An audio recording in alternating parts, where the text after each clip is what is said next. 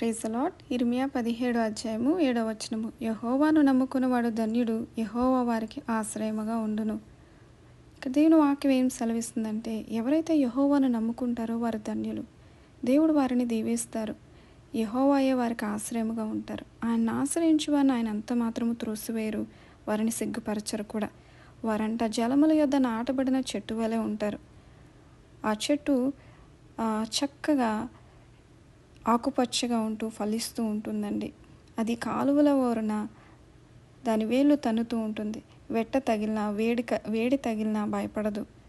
పచ్చగా ఉంటూ వర్షం లేని సంవత్సరంలో కూడా చింతపడదు. ఎందుకంటే వారి హృదయం యెహోవాని ఆశ్రయించున్నారు కాబట్టి వారు దుర్వార్తకు కూడా జడియరు. రేపుడు గూర్చి చింతపడరు. దేవుడు మాకు ఉన్నారు, ఆయన మాకు సహాయం చేస్తారనే ఒక విశ్వాసం వాళ్ళలో ఉంటుంది. ఒక భర్త భార్యతో అంటున్నారంట, మనం గృహం కట్టుకోబోతున్నాము, ఇబ్బందులు వస్తాయేమో అని. కానీ భార్య విశ్వసించి దేవుడు మనకు సహాయం చేస్తారు, పక్షులను పోషించిన దేవుడు మనల్ని కూడా పోషిస్తారు అనే విశ్వాసంతో ఆమె ఉన్నప్పుడు దేవుడు ఆమె విశ్వాసము చూసి ఆ యొక్క గృహం కట్టుకునేసరికి 2 జీతాలు పెంచారండి.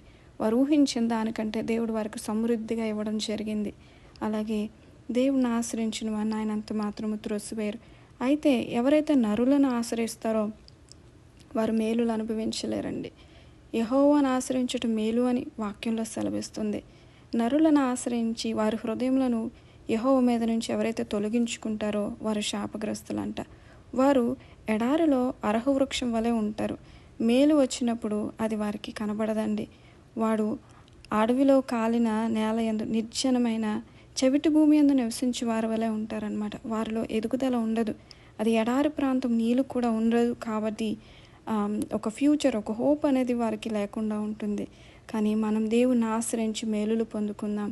ప్రార్థన చేసుకోవచ్చు. పరిశుద్ధుడా తండ్రి, అయ్యా నరులను ఆశ్రయించక మిమ్మల్ని ఆశ్రయించే కృపను మీరు మాకు దయచేయండి.